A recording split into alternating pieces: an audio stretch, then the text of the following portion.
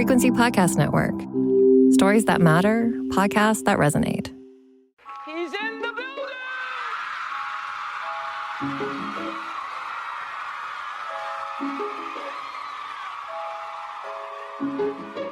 Drink the moment. Drink it. I said empty your mind. Coquettish and coy. Ow.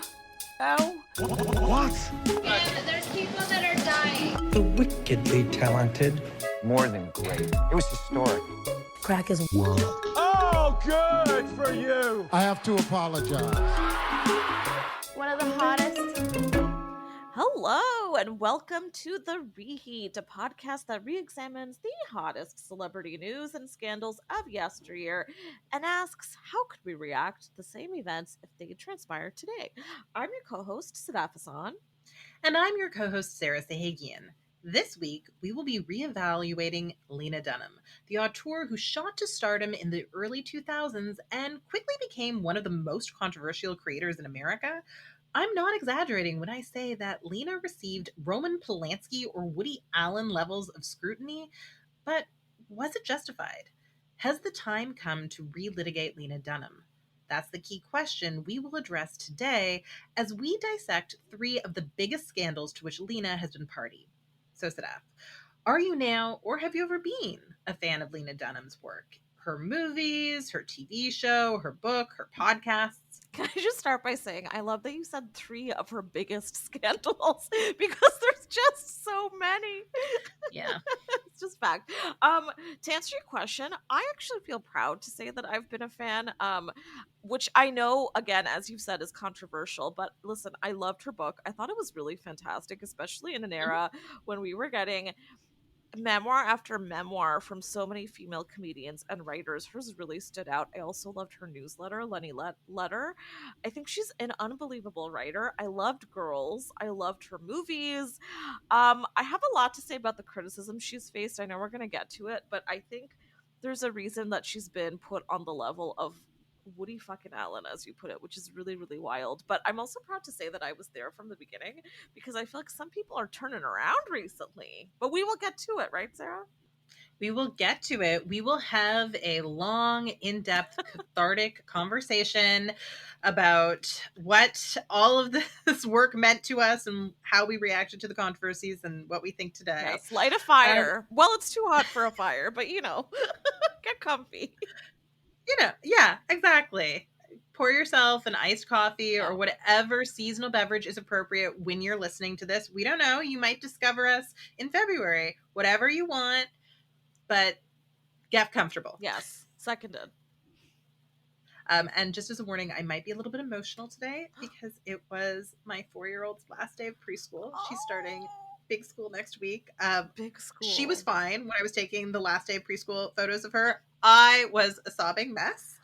And I'm very proud of her. Her superlative at preschool graduation was biggest imagination. So, Sarah, I'm I told you this, but I am so proud of that kid because that superlative means she could become a writer, which obviously I would love for her. Exactly. Maybe one day we'll do an episode on her scandals. I do feel that B has a scandal in her future, I dare say. That is that. It'd be a very creative scandal. Yes, it would be. It might be a conflict of interest for her mother to do an episode doing it anyway, relitigating her past scandals. But you know what? That would be new level momager behavior. I think absolutely, and I'm here for it, and I'm ready. We're gonna do it. Exactly. All right, go team. So in re-examining Lena Dunham, we have to return to her origin story, her preschool days, her upbringing.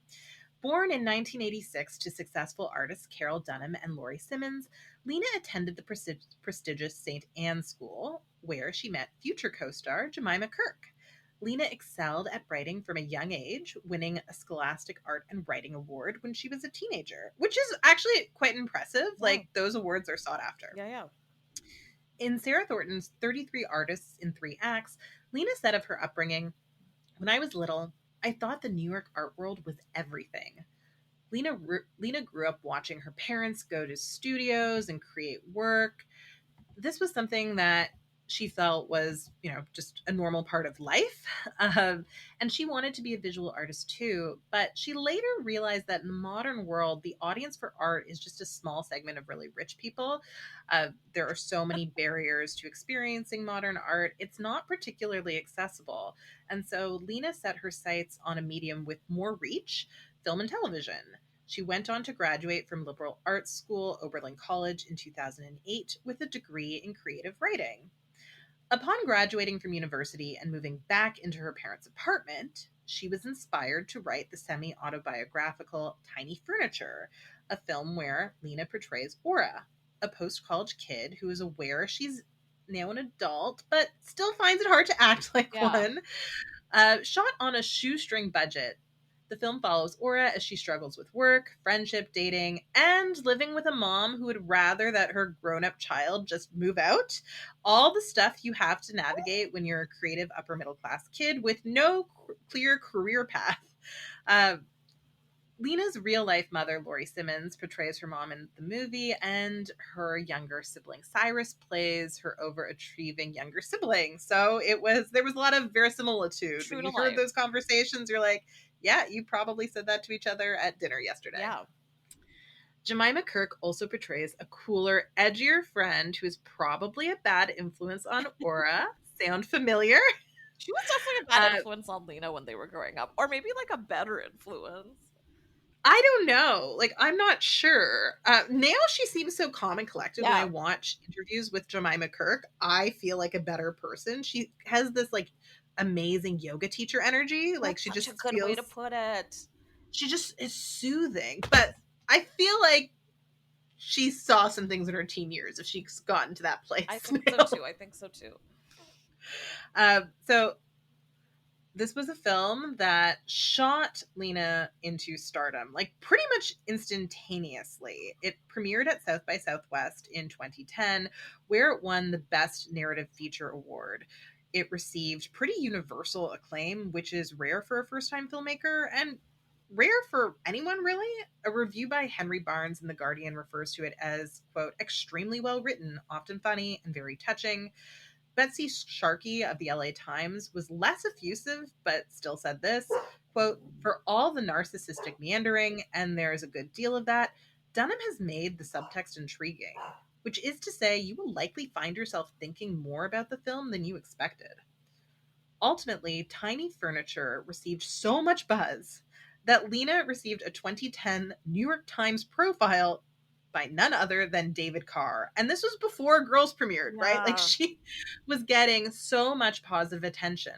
The headline of that piece read, "Young filmmakers' search for worth is rewarded." So that's very validating. By the way, can I just brag for 2 seconds? Totally unrelated and yet not. When I was in grad school, I got to go to some classes taught by David Carr, who was just so incredible. Yeah, before he passed. And I love him so much. I think he's incredible, or was incredible. I hate to say it. So when he says this, like, I want to trust him, I really do. Yeah, and you know what? Having watched Tiny Furniture, it is pretty astounding for a first-time director. She has a voice. Like, already, she has a message, but it's not didactic.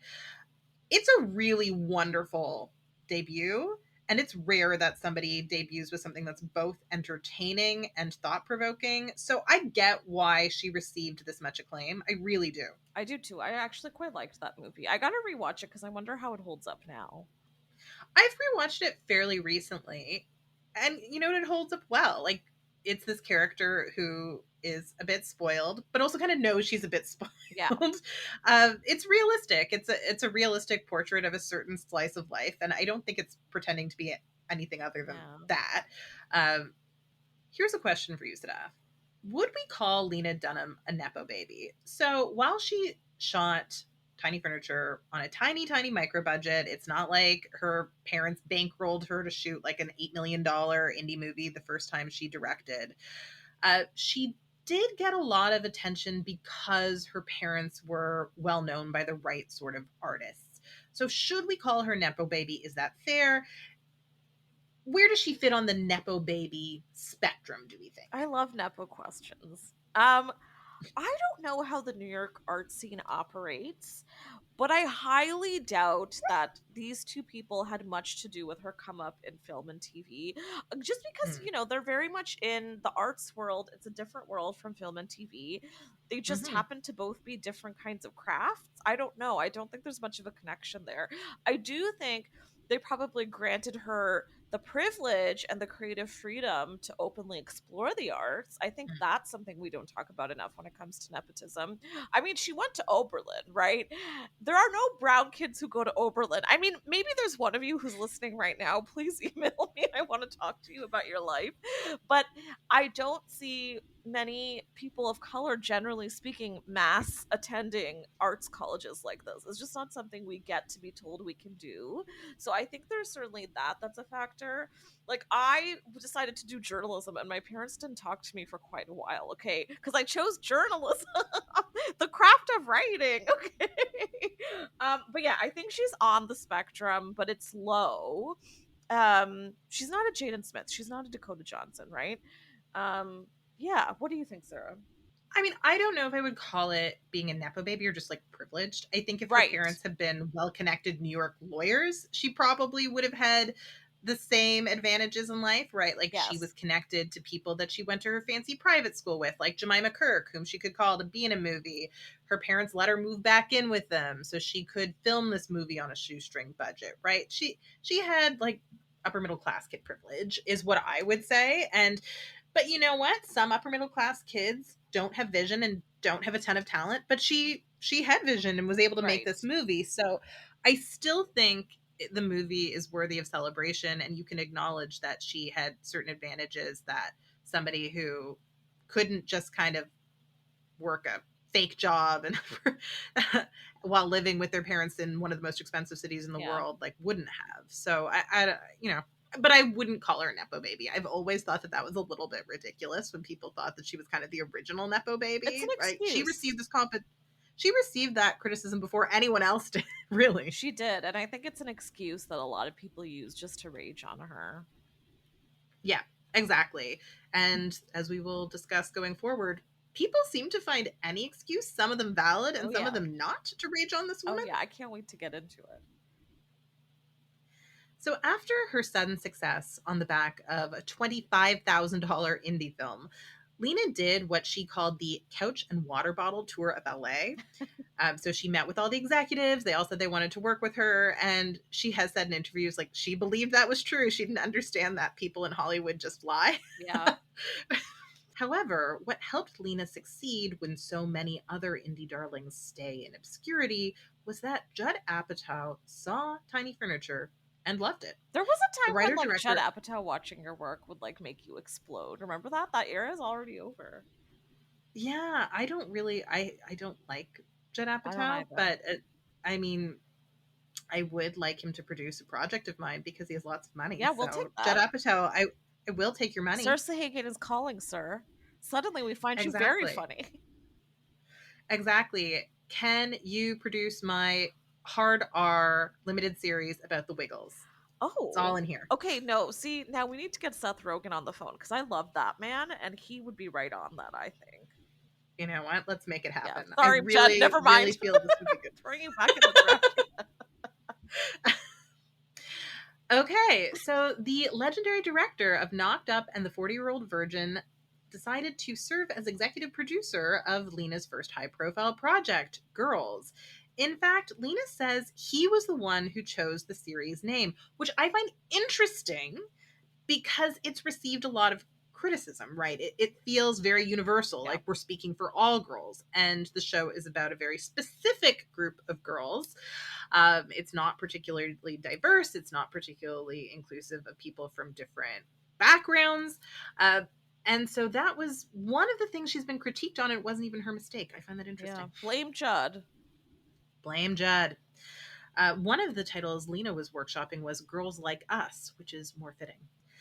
For their part, HBO decided that Lena, who was still in her early 20s, needed the help of Jenny Connor, an experienced film and TV writer who served as co-showrunner. So Jenny was kind of like, creative nanny. After an extensive casting process where both Jenny Slate and Amy Schumer auditioned for the role of Shoshana alone, That is Girls wild. debuted. I know, I know. Which just shows you how few parts there are for funny women in Yeah. Hollywood. Like every comedic actress you've ever heard of auditioned for this I role. know. Even Amy Schumer, who later said, like, I was obviously too old, but I Amy guess they Schumer read would for it not have anyway. fit in anyway. I can see Jenny Slate having fit in, actually. And she did guest, if I'm not wrong, didn't she? Yeah, she did. She did guess. I love Jenny Slate. Uh, Story for so another the time. show, a story for another time. The show debuted on HBO on April 15th, 2012. In 2018, Dunham told makers, quote, "The parts I enjoy playing are not always available to me, and so I have to write them," which is something I think a lot of writers feel, especially writers who cast themselves in their projects. If she hadn't written her own roles, Lena said she would probably have been left playing, quote, "the sassy best friend who can't stay away from the buffet." And so she wrote a world where women didn't have to be thinner than average or have a perfect manicure to be the center of attention. Girls followed a ragtag friend group of 4 young women stuck in extended adolescence. For 6 seasons, many of us watched Hannah, Marnie, Jessa, and Shoshana gallivant around Brooklyn, accidentally doing crack, experimenting with different careers, having lots of on-screen sex, and generally just messing up without learning very much. Many of the show's previously unknown stars, from Allison Williams to Adam Driver, are now household names. So casting-wise, this show did a great job, just home run. The cast has left an indelible mark on popular culture. In the series premiere of Girls, Hannah, the 24-year-old protagonist portrayed by Lena herself, tries to convince her upper-middle-class parents to continue bankrolling her fledgling writing career. Her justification? Hannah boldly declares, "I think I might be the voice of my generation." And while that line was clearly played for jokes, remember she was on drugs when she said it, it was arguably treated like Lena herself announcing that she was speaking for all millennials with Girls. And some people seem to agree. TV critic Emily Nussbaum wrote in New York Magazine, "As a person who has followed, for more than 20 years, recurrent, maddening debates about the lives of young women, the series felt to me like a gift." Nussbaum describes the series as like nothing else on TV. Lena herself later told British Vogue, quote, "I felt like treating a group of women this age as a viable group to chronicle was sort of political in its own right." Across the pond, American Vogue referred to Lena as the Queen of Comedy in a 2014 cover story.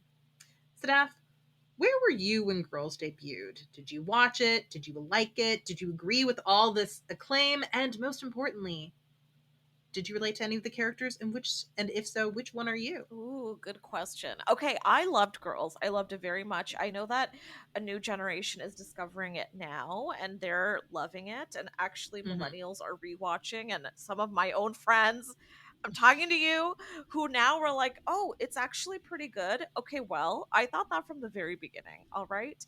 And I have to say, though, as a South Asian woman, I think maybe it's surprising to say, but I did find it relatable. I found it relatable in the way that I find Sex and the City relatable.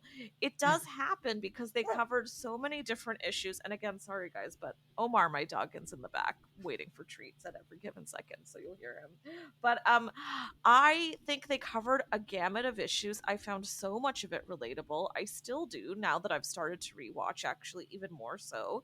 I also, can we just remember that her character Hannah does edit herself in that moment, and she's like, at least she might be a voice of a generation, or I will do a further edit and say a voice of a generation, which she was. Whether we like it or not, the people who come to define a generation, especially artists and writers, it doesn't always mean that we support them and we relate to them. It just means that they were iconic and representative of that period. Maybe not for everybody, but for a time and of a group of people. That said, I want to say that Girls was so well written. And I would even say, I can't believe I'm going to say this. No, I do believe I'm going to say this. It was quite genius, in my opinion. It was really funny. The dialogue was incredible. And as you said, Sarah, she discovered Adam Driver, for the love of God. Adam Driver, who is now in a Coppola movie, who is probably going to have a bunch of Oscars before I die. Like, give her the damn kudos. That man better thank her in that speech because he doesn't really give her the credit himself. He doesn't. He doesn't. He's not super gracious about No. Lena Dunham. I will also say, I'm really on my soapbox, but I will also say that show, in my opinion, had some of the best television episodes that we've ever seen. So, like Panic in Central Park, the Patrick Wilson episode. I'm not being facetious, actually. I'm not exaggerating. I really think it was incredible. And I'm so glad that people are revisiting it now and seeing how great it was. And I really encourage all of you to have minds of your own because herd mentalities are dangerous, especially when it comes to art and the internet. If you like something, that's okay. You don't need to follow what everybody else is saying. And the other important thing to remember, and why I appreciate this show, is even the cast has said, we made a show about terrible people, right? Or at least people who are giving in to terrible impulses, which is true of many people in their early 20s. And so they're not role models. It's not like Lena Dunham was showing you these people because she thought that they were heroes, right? It is a show that critiques the characters, right? Like they put them in situations intentionally that are meant to humble them and change them. It's a show about extended adolescence, how a certain amount of that can be stubbornness, just the refusal to grow up. And then eventually in the finale, Lena Dunham's character grows up. And what I love about that finale, Spoiler alert. one of the best finales, spoiler alert. If you have not seen the finale, skip ahead a minute. What I love about that finale is she has just had a baby, and which is true to life. She grows up a little bit too late because she grows up when he's like 2 months old, right. which is realistic, right? You kind of always grow up just slightly later than you're supposed to. And she comes to that revelation when she sees that girl who's in a fight with her mom, that actually the girl is wrong and she's on the side with her mother, right? Where she finally realizes that she can't relate to teens anymore. And she's no longer an extended adolescence. She relates to the middle-aged mom. And that is how a lot of us realize we're adults, kind of by fluke, when we realize, oh, I find this young person, their perspective to be wrong, to be incorrect, and that's surprising me, right? It's a surprise to her that she's an adult as much as it is to the audience. So, spoiler section done. Can I actually wait? Spoiler section back on. I actually have complicated feelings about that finale, but who knows? Maybe we'll do like a whole dissect on this at another time. But I'm with you. I think it was a really good, from beginning to end, a really excellent trajectory for the most part. I don't really love women giving birth as a plot device. I thought that was a little bit lazy on Lena's part, but I don't know. I also see your side of it too. I think there was some beauty in it as well. God, I don't know. I love that show. What can I say? Okay, spoiler section over. Yeah. So, I mean, I quite liked the show from the beginning. I was never a super fan. I did defend it a lot because I found that it received a bizarre level of criticism from people who really the subtext was they didn't think that a show like that should be on TV, right? Like they just didn't. Well, you know what's funny too, and you mentioned this earlier, that they've all acknowledged that it was all terrible people. That's the point. Now, since then, we've had Succession, we've had Industry, which are also all about terrible people, and everybody applauds them for that. But Girls was written off. I find that very funny. Yeah, one of the most feminist things it did is it showed that you can be a terrible person no matter who you are. You can be a 24-year-old super cute Brooklyn girl and still be a terrible person. There you go. Shocker. Shocker. While Girls received effusive praise from some corners, the series immediately attracted its fair share of critics. And some of the critics were entirely legit. Some of the people who criticized it, less so. For example, Lena got a lot of flack for daring to be naked on the show. There's nothing wrong with that. Those were realistic sex scenes. They were relatable. They were funny. They were hot. In Hollywood, it's still very rare for people who can't fit into a sample size to appear naked on screen, but Hannah was constantly engaging in pivotal scenes without her clothes on. To which I say, so what? That's just life. People in general, of all shapes and sizes, have to take their clothes off sometimes. Amen. Right? We all get naked. Sorry. Exactly.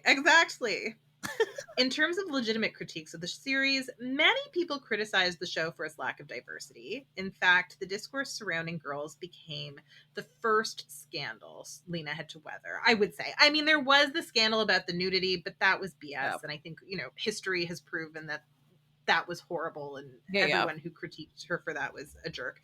But the scandal regarding its lack of diversity was legitimate, and there were interesting conversations to be had there. So Kendra James, who is a writer and a Black graduate of Oberlin herself, she even overlapped with Lena Dunham while there. She wrote this superb essay, Dear Lena Dunham, I Exist. And in this essay, she addressed both Dunham's lack of diversity and Emily Nussbaum's praise of the show that suggested it was for us by us, but the show only starred for white women. By the way, So- I do want to add there that also just a little media literacy tip. When you get a culture critic who's saying something like for us by us, that's a little reminder of who they are writing for, right? And who they view as their audience. So I don't like Emily Nussbaum particularly because I don't think she writes for me, right? But maybe she writes for you. That's okay. But that's a good way to kind of discern whose commentary you should be reading and that you might actually find valuable. Yeah. Welcome back to the Reheat, Taylor's version. I know you Swifties have been waiting. Thanks to Rogers, we are giving away 2 tickets to see Taylor Swift The Eras Tour when she comes to Toronto. Now, we all know how hard these tickets are to get. These are not easy. So I know you are all waiting with bated breath. So Sarah, tell us how they can enter. Okay, so there's no need to sell your firstborn child. You can enter this contest instead. Or do sell your firstborn child. Honestly, it might be worth it. Each week, we give you a different keyword, and this week's keyword is Midnights. Text Midnights and your name to 925-555 to enter for your chance to win. Again, text Midnights, that's MIDNIGHTS,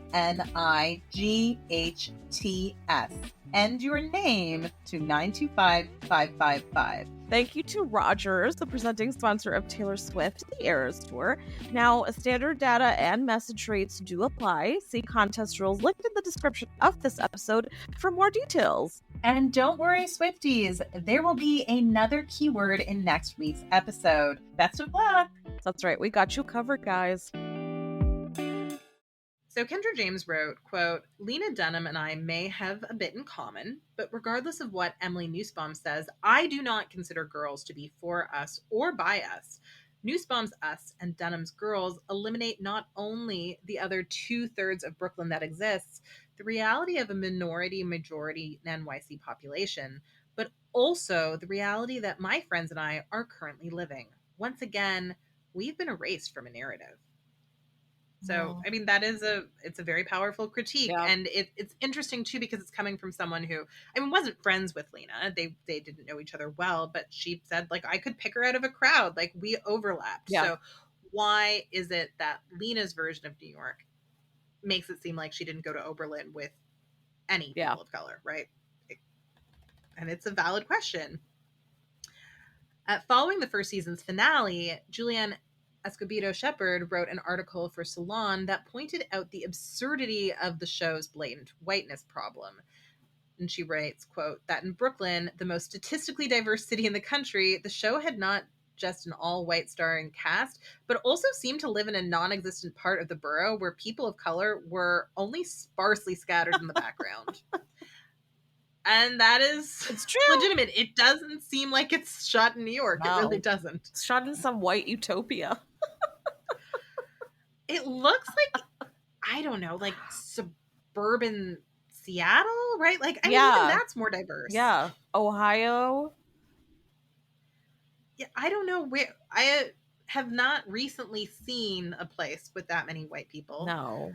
But wait. I mean, I'm sure it exists somewhere. I want to hear the James Franco criticism, please. Oh, yes. That's my favorite because it's so out to lunch. And while much of the criticism about representation was insightful and important, alleged sex criminal James Franco also threw his hat into the ring, building on the critiques that the show didn't adequately represent racialized people. He wrote this in the Huffington Post, quote, I've read comments about girls that said, in a nutshell, I like the show, but I can't see me in it. I feel the same way. The guys in the show are the biggest bunch of losers I've ever seen. So basically, he thought the guys weren't cool. And he felt that this was worth writing about. James Franco, I mean, for him, I'm sure that was an art piece. Not to be taken seriously in any capacity. I don't know. I think he genuinely thought it was offensive that the show didn't have cool guys. I don't know. He I didn't don't get know. to You never guest know with James star. Franco. It's a Judd Apatow show. He didn't get to guest star. What? He's probably angry Yeah. he didn't get a check, right? Probably mad that he wasn't cast. Obviously, if he wasn't playing the Adam Driver character Can was you a imagine? drip. Okay, I know it's bad to say this, but I actually, in an alternate reality, I would love a version where he plays Adam Driver's character. Okay. I mean, James Sarah Franco, just let's took a just say, I I We're don't think, reevaluating our friendship. in addition to being an alleged sex criminal, Yes. I don't think he's very talented. I never thought he was. That's even fair. before he became problematic. I think he's a bit of a hack. I didn't like how he registered for 1 million grad school programs and didn't attend any. And then when the professors called him out, he'd be like, I phoned to see what I missed. I'm like, yeah, if you don't have time to go to grad school, don't go to grad school, right? And this isn't because he was working 3 jobs to support his family. It's because he was filming movies like Your Highness, a terrible friggin' movie. Yeah. Right? Yeah. So I'm sorry, rich millionaire movie star, take time off to go to grad school or don't register for the program. Don't expect them to just hand you a degree. Sarah, I think clearly, guys, everyone listening, we will be having an episode soon on rich millionaire movie stars, so count on that. Sarah will be imploding. Okay, coming soon. Anyway, he just makes me so angry. No, I get it.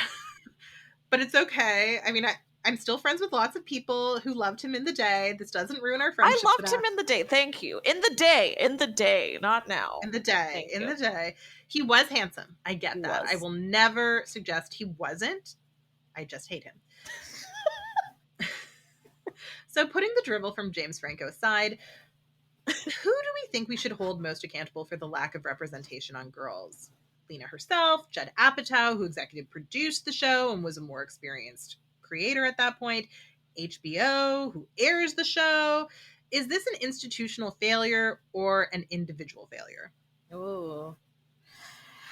Well, you know what? So you addressed this a bit, and I want to bring it back up, but I think so much of this comes back to the fact that she's fat, and she has the audacity to be nude and put herself and present herself as a desirable person on camera. She has the audacity to do all of that, and it pissed so many people off so intensely for so long. Like, if you were around for that period online, it was disgusting and foul. There was never a Sunday when the episode aired and there wasn't commentary like that. And I think, I don't know, I think just the fact that a fat white woman who is not conventionally attractive has to make her own work so that she has work says a lot, because right now that's what a lot of Black and Asian actors have to do, because otherwise they don't get hired, they don't get the meaty roles, they have to make their own work. I'm not putting her on that same level, but I do think there's something there that's quite similar and quite sad and says a lot about just how much the world still very much cares about what someone's body looks like. I think she was rightly critiqued for its lack of diversity. But here's the thing, and maybe I will lose some people here, but a group of 4 white girls who grew up in New York City at the class level these 4 did would not typically have Black or brown best friends. That's just realistic. That's why when Donald Glover and Riz Ahmed were shoehorned in, it felt so silly and gratuitous to me. It just didn't make sense. It doesn't happen. It would have been amazing if they were more authentic, or if we even just had one of the 4 dating or having like a brief fling with a man of color. It would have been amazing. Or as Kendra said, like even just in the background, like where were these people? Where were they at the coffee shop, right? But I had zero interest in seeing a brown woman join this foursome or be one of the 4, because I just didn't feel like, it's not about me in that way. I think we just deserve our own shows. I don't want to be shoehorned into an existing show that is about white women. I actually, this is why I was more bothered, and I'm still more bothered, that out of 6 seasons of the Mindy Project, Mindy only hooked up with 1 brown man. For the majority of brown women, that's not realistic. You know what I mean? Yeah, and I've heard that critique before of the Mindy Project, and yeah, definitely. We'll do a whole episode on Mindy Kaling for sure, whom I still love, but we'll do a whole episode. I mean, I think that when it comes to girls, it never should have been the show that was expected to represent all millennial women, right? That was a failure of HBO because they have the power to greenlight lots of shows, right? So the fact that this was the first show about millennial women, where millennial women got to be the creators and the stars, but it had no diversity, wouldn't probably have been quite as much of an issue if they had also let other millennial women from different backgrounds make their own shows sooner. And later, HBO did learn their lesson. Like, we got Insecure, which is a great show, right? Right. They did diversify a bit. I still think they could do better, but they did Extremely, diversify a bit. And I feel like it was an institutional failure for which Lena Dunham, who was just sort of a kid who was like, you want to give me a TV show? Of course, was being made the scapegoat, which Yeah. never sat well with me. I feel like if you are the highly well-paid old male executives at HBO, you should take accountability and Yes. say, this isn't really Lena's problem. We should have been giving voices to more people, Yeah. right? And also, I mean, Judd Apatow was supposed to be her mentor, so he bears some responsibility too. However, there's so much focused on Lena Dunham's vision, and by the end, you know, a lot of her voice is here, but it's not just her vision. They gave her Jenny Connor to work with, Yeah. who's older and more experienced, and might have told her, you know, maybe when we represent racialized people, it shouldn't feel so gratuitous. Yeah.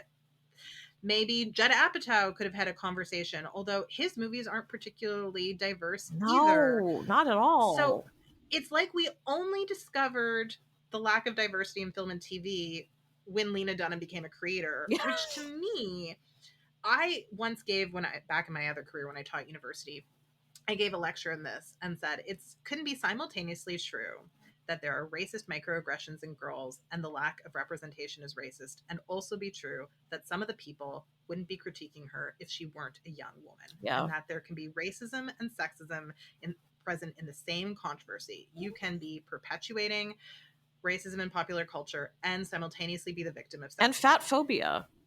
And fat phobia, absolutely. And I think that's absolutely what happened to her. And suddenly we were finally discussing racism on TV, but it took the fact that people were mad that a woman who existed in a body that was not a sample size and was under 25 had been given an opportunity to have her own show. Preach. And I will add one other thing, because you really covered the gamut there, Sarah. But I think also when you give someone who's so young a show, they haven't experienced much of the world. She lived in a bubble, very obviously. So that's what she's going to put on screen. So yeah, like you said, I think everybody else involved, that's their job. There's so many people who work on a TV show, especially an HBO show. Where was the POC back there who gets token hired to make a comment about this? Kidding. It shouldn't be their job. But, you know, I think I'm glad these conversations happened in the sense that we're talking about these things now. People care about it. They think about it before they put a show together. But I think it's really problematic that it took a woman who looks like this to pile it all onto, right? It's insane. And it wasn't even that long ago. This was a decade ago. These problems still very much exist. This is not like it's over, okay? No, it's not at all like it's over. And I also just think one thing that we should remember is there was too much writing on this show. Yeah. Like, anytime you try to take one woman and market the work she creates like she's the voice of her generation, which is how they marketed it. All the ads had that clip of her saying, I'm the voice of my generation, taken out of context. It's not going to serve everyone. No one person can be their voice of their generation. So HBO heralding this as must-see TV because she was the singular representative for all millennial women was a marketing choice, and it was always going to set her up for failure. Yeah. So, I mean, I agree that it is bizarre that there was such a lack of diversity. And I mean, I know she went to Brooklyn Prep School, but I went to Toronto Prep School, and yes, prep school is a whiter place than most places, but my husband is a racialized kid who went to prep school, right? Yeah. So I think the Kendra James critique that there will always be racialized people in any environment and they deserve to be represented, even if you're talking about the specific experience of being a privileged upper middle class kid, is very valid. But I also think this is more than Lena's failure. 100% nailed it.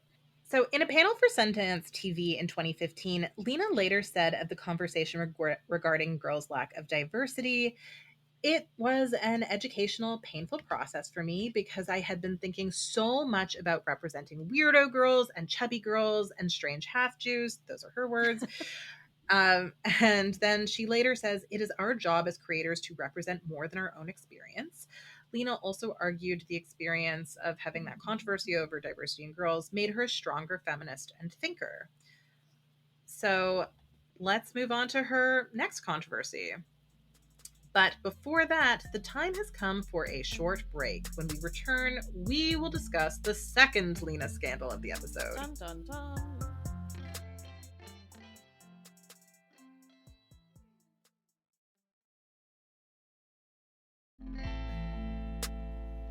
And we are back.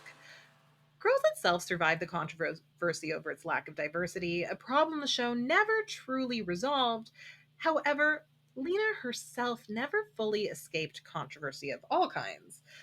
Now, we simply don't have time to get into all of the scandals, some legit and some just silly, that engulfed Lena over the years. However, we would be remiss if we didn't go into one of the more viral things that happened.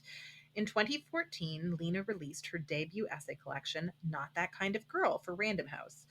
Lena received a reported $3.5 million for the book, and I just want Random House to know that they can have my book of essays on perinatal mental health for a cool $1 million. So call me. I'll even take I don't have an agent. 500,000. A solid 500K. I'll take it. You know what? Realistically, I'll do it for 100,000. I'll do it for 50. Okay, I'll do it that's for fair. 5,000.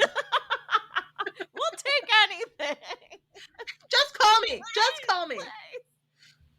In one essay, Lena recounts an incident from when she was 7 years old, so very little, with her sibling Cyrus, and Cyrus was still a baby at this time. Lena writes, "One day, as I sat in our driveway in Long Island playing with blocks and buckets, my curiosity got the best of me. Cyrus was sitting up, babbling and smiling, and I leaned down between their legs and carefully spread their vagina. They didn't resist, and when I saw what was inside, I shrieked. My mother came running. 'Mama, Mama, Cyrus has something in there!' And then Lena goes on to explain that her mother didn't blink, and yes, this was a prank. And anyway, her mother didn't think it was weird because it was, the kind of thing that Lena would do. So then, in response to this passage, many people in the media, particularly the conservative media, decided that Lena Dunham was a pedophile. So this is like a real thing that happened. People said it was sexual abuse. And Lena was 7. Literally, she's like, I was playing with blocks, right? Yeah. And then my baby sibling was there. And I'm sorry. This is just ridiculous. It's ridiculous. This is normal. Yeah. Cyrus defended Lena. CNN even had a segment where experts debated if this was sexual abuse. Oh my God. They agreed. There was a consensus that no, this is the type of thing little kids do, right? Like, she was 7, give her a break. Lena herself got really angry and maybe could have been calmer about this, but I would have been livid too. I know. Actually. Yeah. She took to Twitter to defend herself, and on November 1st, 2014, she said, quote, "The right-wing news story that I molested my little sister isn't just lol, it's really fucking upsetting and disgusting." She added, "Usually this is stuff I can ignore, but don't demean sufferers, don't twist my words, back the fuck up, bros." And for their part, Cyrus publicly said, quote, "Heteronormativity deems certain behaviors harmful and others normful. The state and media are always invested in maintaining that." That is, I don't think makes sense, but I still love Cyrus. I respect Cyrus. That's a very weird response that I think misses the point. Yeah, I agree with you. I think this whole thing, like the entire world overreacted. I remember having debates with so many of my friends at the time about this, and I ended up feeling like a terrible monster for defending her. It's insane. I actually had no idea until this moment that the conservative media kicked all of this off. That is insanity. You know who I blame, though? I do blame the editor a little bit because the way that it was written, because I remember the way it was written, it does kind of take you off guard, even if it was like, let's say 10, 20 years ago, before we were extra worried about these things. Maybe it could have been written a little bit differently, but I don't know. It's a different time, I think. People are a lot more sensitive now about the way we share things like this, right? People are, but I think that had anyone else written this, because it's about when you're 7 and it's your sibling who is in diapers, and at that time, listen, child sexual abuse is very real. It can happen to kids at any age, Yeah. but also when kids are still in diapers, even until they're fully toilet trained, people see their genitals. At my daughter's preschool, they have to pee in front of each other, and Yeah. the teachers have to watch for safety reasons, right? So the expectation of privacy and what that involves, right? Like, you're used to people like lifting you up and smelling you to see if you need a change. Yeah. You look You're used to right. people, wiping you so you don't get a UTI, right? Like, it's just, we need to accept that siblings get used to that as part of the They do. process. Part of taking care of their little baby siblings is paying attention to diapers and Yeah. paying attention to if they're clean in that area. I also feel and like, so, oh, sorry, go ahead. oh no, what were you gonna I say? was just gonna say, I feel like there's countless white, older male writers, memoirists who wrote shit like this way back when. How many times has David Sedaris said fucked up shit in his books? And everybody just applauds it, actually. Nobody calls that out. Yeah, it's not weird. She was 7. It's a part of growing up. People were just looking for controversy in this book. And what's really a shame is this overshadowed the fact that Lena Dunham talked about the time she was raped in university in the book. And it's a beautiful essay that really wrestles with the fact that at first she didn't realize she was raped. Yeah. Someone had to tell her. Like, she understood the events that had happened, and in describing what happened, the sequence of events to a friend told her she was raped. And that was something that was very relatable. It helped a lot of other people understand that they too had been assaulted, which helped them work through that trauma. And instead, we were focusing on this stupid right-wing controversy. And yet we have one more to go. Tell us about it. Exactly. Okay. So the third and final controversy we will be discussing today is perhaps the most disappointing. After Girls ended in 2017, Lena was poised to work on a bevy of other high-profile projects. She was a vocal proponent of Hollywood's burgeoning Me Too movement, which aimed to secure justice for the survivors of sexual misconduct. She herself also wrote about surviving sexual assault while at Oberlin in Not That Kind of Girl, as we mentioned earlier.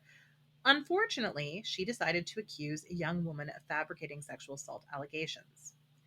In November of 2017, actress Aurora Perrineau filed a sexual assault complaint against Marie Miller, a former writer and executive producer on Girls. Ms. Perrineau alleged the assault took place in 2012 when she was just 17 years old. Murray himself referred to the allegations as, quote, outrageous. While Lena Dunham had heretofore been a proponent of the Me Too movement, she did not hesitate to defend her former colleague.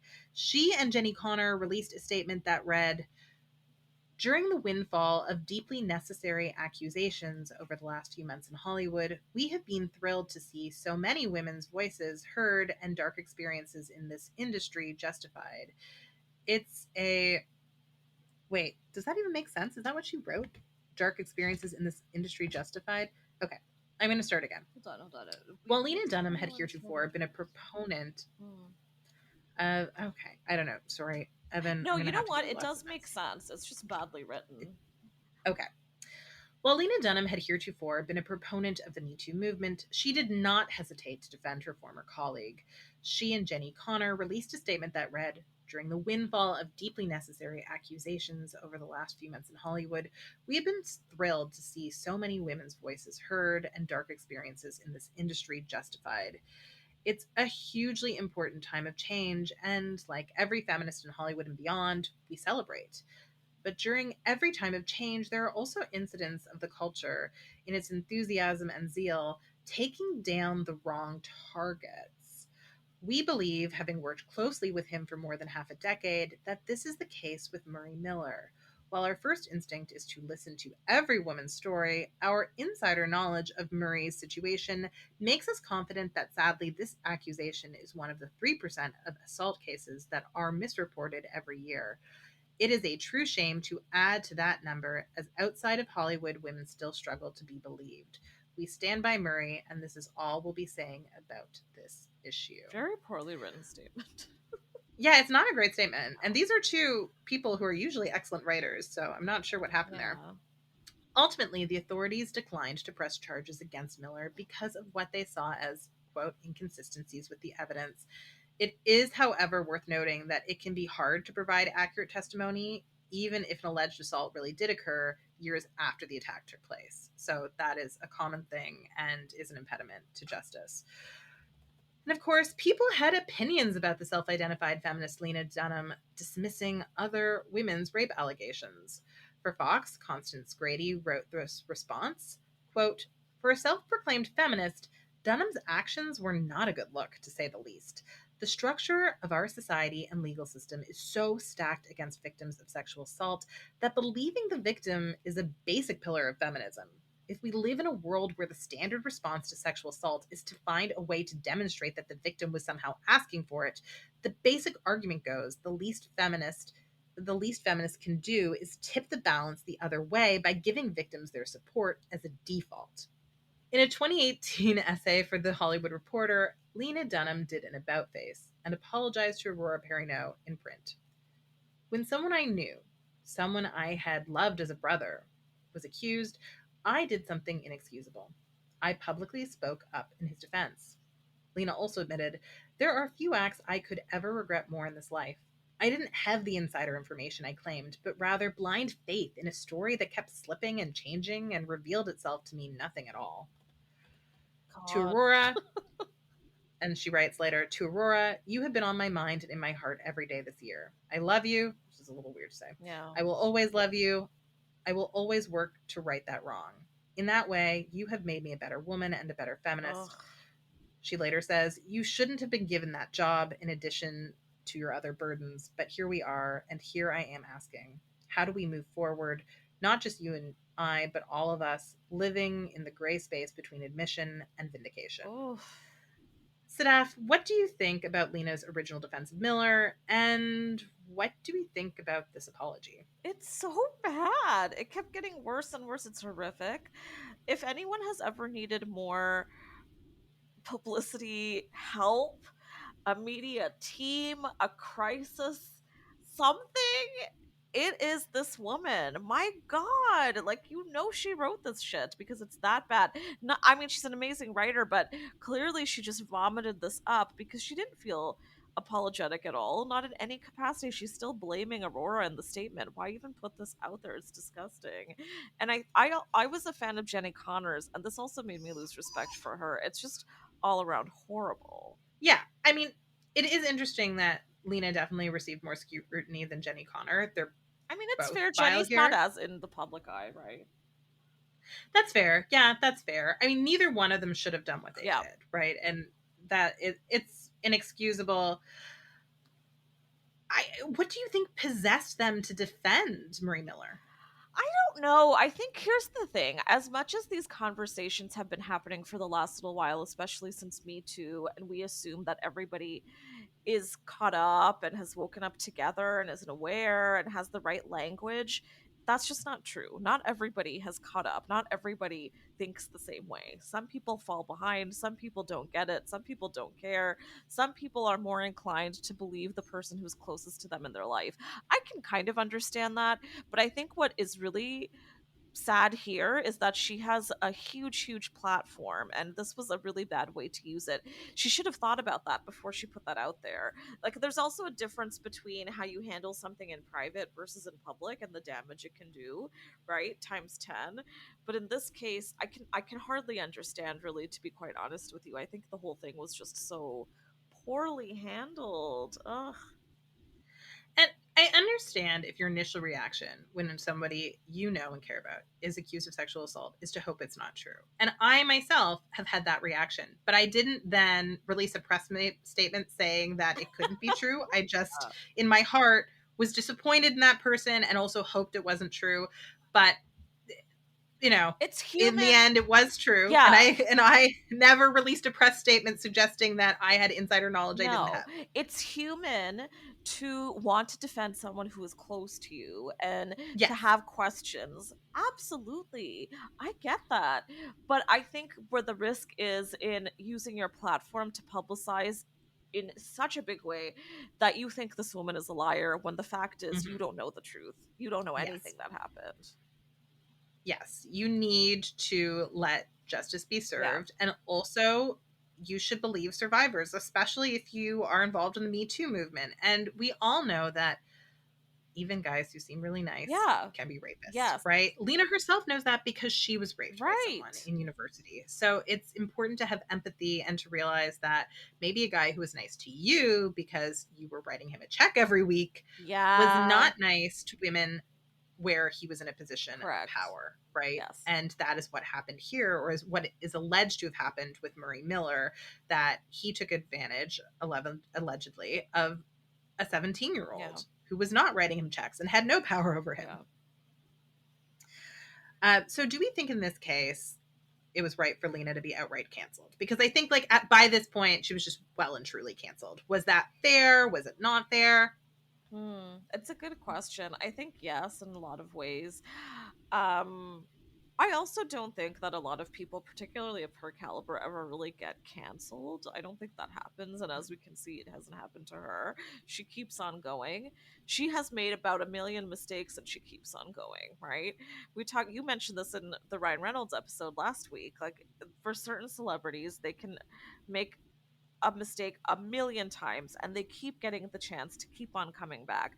People of color would not get the same opportunity, right? If a black person had done the same thing, I don't think we would have heard from them again. So I don't think she's been canceled. I think she took a little bit of a break for good reason. I think she should have gone to some media rehab. I think if we didn't ever hear from her again, it would be fully warranted. But we have, and we will be. Yeah, we have heard from her again. She did take a little bit of a break in the years after her initial defense of Miller. A lot has changed for Lena Dunham. She has largely lived out of the spotlight. Lena has also parted ways with longtime creative partner Jenny Connor and longtime romantic partner Jack Antonoff. She had her hysterectomy. She relocated to the United Kingdom and got married to musician Louis Felber. Lena lives with a medical condition that affects her joints and skin called Ehlers-Danlos syndrome, and she said that led to her becoming addicted to prescription painkillers. But she is now sober, so good for her. Congratulations to Lena on getting sober. She refers to her journey of sobriety as, quote, the greatest thing I ever did, which is, I know a lot of people who have become sober agree and say that it really made their lives better and made them better. Today, Lena is the executive producer and one of the directors of HBO's hit show Industry. Too Much, a show based on her romance with Felber, will also debut on Netflix in 2025. This time, Hacks Megan Stalter will play the character based on Lena Dunham, so she will no longer be portraying herself. Girls has also had a resurgence in popularity, with Gen Z discovering the show and talking about it a lot on TikTok. Yeah. They're fans. Yeah. So, Sadaf, would we call this a verified Dunham-assance? Do we think Lena will ever achieve the sort of cultural relevance she enjoyed when Girls premiered in her mid-20s? And do we even want that for her? Ooh. Okay, well, first, because you touched on this briefly, but I do want to elaborate because it's one of my favorite things about her, and I feel like she doesn't get enough credit for it. But when she opened up about her experience with endometriosis and getting her hysterectomy in Vogue in 2018, that was so important to me, and I know it was to quite a few women who read it at the time. Back then, for some years, I'd been struggling with what I eventually discovered was PCOS, and which recently I've learned might be endo. It's been such a painful and kind of miserable journey. And when I read her story, it actually moved me to try and find a diagnosis. I'd been kind of avoiding it for a while. And it also prepared me for how difficult it can be just to go through that process. So I think that was so pivotal, and also just other celebrities talking about that experience. So bless that. Now, do I think she's having a renaissance moment? No, only because I don't think she's ever left us. She's been pretty consistent, right? As you mentioned, she's been a producer on industry. She also released a couple pretty good movies during her so-called Mhm. break. There was Sharp Stick, Catherine Called Birdie, which I quite liked. She's done interviews, she's been around, she's been doing editorials, columns. She's apologizing left and right, still here and there. I hope and pray that now that this new generation has discovered her, though, that maybe she will have this new path where she can have this kind of return, not say foolish shit and actually get the appreciation that I think she always deserved, but her clownery made it really difficult to give her that, and also everybody else wanting to pile on her made it difficult. I just think she has to shut her mouth, and like speak through your writing. Like you said, she's not Yes. playing herself anymore, and God bless. I love Meg Stalter, so I'm excited for that.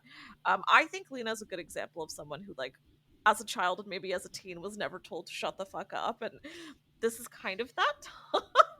I also like, I love a good writer, you know, and especially women who are of our generation and who are anomalies in some ways. So I am rooting for her. Don't embarrass me, Lena. It's happened many times. I'm sure it will happen again. And I want to say, though, for everybody else, have a mind of your own. I want to reiterate that. And for Lena, I hope that at this point, your world has gotten a little bit bigger. You've been Mhm. traveling, you've been reading books from different perspectives. You do more than like get butter chicken for takeout, you know what I mean? Yeah. No, I mean, Lena, I think now, let's hope, because she's 38, has wisdom in addition to talent. Yeah. She always had talent. I'm never going to say that she wasn't talented. She's always had raw talent. I think now she has experience and wisdom. So I expect better from her. Yes. So we'll see if she delivers on that. But, you know, rewatching Girls is so satisfying. It I really is. relate to the Ray character. Me too. Me too. Oh wait, by the way, who are you on the cast? We didn't talk about it. Ray, like I really do feel like I'm Ray, That's which so makes me realize I need to funny. make some personality changes because he's so curmudgeonly. He just rails about everything, but by the end, he actually has a lovely arc where he takes his propensity for complaining and then gets into municipal politics. I actually quite liked that for him. Like he realizes Yeah. he needs to do better and actually make an impact. You can't just complain. So that was really inspiring. I haven't run for city council. I can't claim to have had that type of But I evolution. can see you doing that one day. I'm so sorry, you are absolutely a Ray. It didn't even occur to me until you said it, but I love that so much. Yeah. I don't know who I am. I think I've cycled between all of them except Marnie. I will never in my life be a Marnie. Thank you, God. But I think, like, especially when I watched it from the beginning, I like way back when, I felt like a little bit of a Shoshana. Then I felt like a little bit of a Hannah, sorry to say. I felt more like Jemima Kirk's character some of these days, but I don't know, maybe a compilation? I don't know. It's like no one has ever been Marnie. It's so interesting that you said like you've never related to her because she's, I think, like just Judd Apatow, from what I have read, basically said they needed a character like that. Well, she's didn't not realistic. Taylor Swift, our good friend of the show, who had considered herself a Shoshana, and I think, wasn't it Lena, who's also her friend, who said, actually, I think you're a Marnie? That's a mean thing to say about your friend. I think it's true. I don't know. Well, I guess, okay, I should say, sometimes I'm hard on Marnie. Season 1 Marnie is really annoying because I think they fully didn't understand the character. Later on, she is interesting and actually pretty self-aware. She starts taking responsibility for her problems. She does have talent and she is intelligent, but she has to let go of the idea that life is supposed to be easy. Oh god. And then she does, actually. She does let go of that by the end. So I think maybe I should, my Marnie in my head is season 1. Okay. And if you compare someone to season 1 Marnie, I think that's an unforgivable That's insult. fair. But if you compare her to season 5 or season 6 Marnie, actually, you know, it's fine. She's no more objectionable than the other characters by that I mean, point. I found her consistently awful. I'm not sure she did have talent. The one thing I will say to her credit, spoiler alert, is that she proves to be the friend who sticks around for Hannah. Right? Yeah. And I think that's she proves to be loyal. And later, to her credit, is like embarrassed by how long her extended absence has lasted, right? She has that self-awareness. Like in the finale, spoiler alert, right? It's another ill-advised engagement, right? Like we've done that before. It's another one. No one seems to be self-aware about this. Jemima Kirk, you know, Jess is back to her being her enfant horrible. She's back to that. And the only two people who are ready to leave the party are Hannah and Marnie, and Marnie doesn't yet know what she wants to do, but she is self-aware enough to know she shouldn't be there anymore. Right. She needs to yeah. grow up. Well, I'm going to disagree with you. Yeah, with your earlier point, because I think there are a lot of Marnies out there. I know quite a few Marnies, and I think what's the goal is, if you know that you are a Marnie, have a trajectory. Okay, push yourself to evolve, because I agree with you. She does in the show. You all can do it in real life. I encourage you. Anyway. Well, that's the thing. It's like, I feel like Taylor Swift is way too hardworking to have ever been a Marnie, Yeah, right? that's Marnie true. is the laziest character. That's true. You're right. That's a fair point. Okay, fine. They're all lazy, but she's the laziest. Like, if I had to say who Taylor Swift was, I would say Shoshana, because she's the most entrepreneurial. But I think Shoshana has a naivete that Taylor does not have. Okay, see, now we're going too far. Okay, this could be an hour-long conversation about which girl Taylor Swift is. Yeah.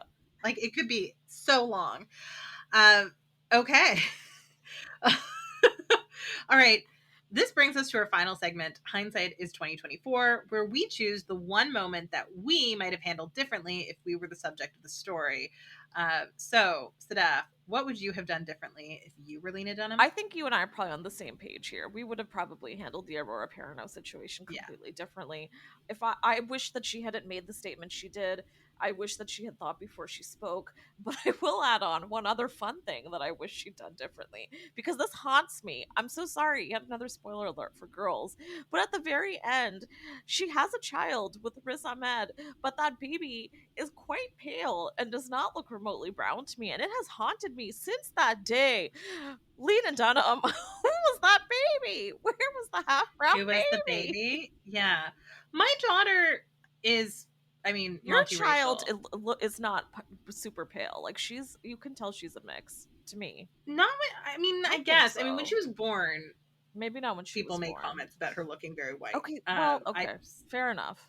So I don't know. I mean, a lot of babies are paler at first. I don't know, but yeah, I don't know who the baby was. You know maybe what? That's fair.